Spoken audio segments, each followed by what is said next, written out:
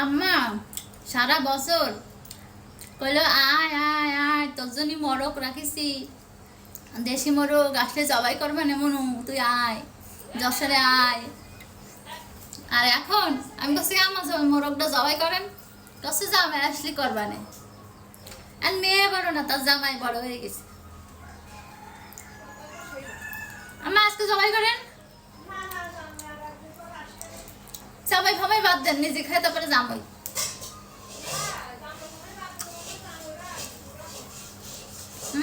জামাইটা আগে।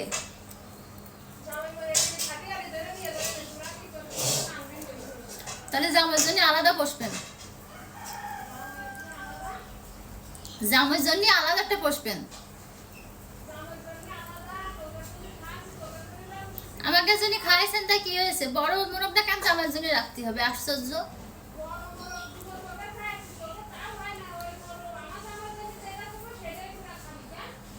আহা হা হা হা, খাবো না তো কি করবো? আশ্চর্য, এবারের মায়ে আমরা আমরা খাবো না, জামাইয়ের জন্য থুয়ে দিচ্ছে। এরকম অত্যাচার কি আপনাদের বাড়িও হয়? সব জামাইয়ের জন্য থুয়ে দেয়, মায়ের কিছু দেয় না?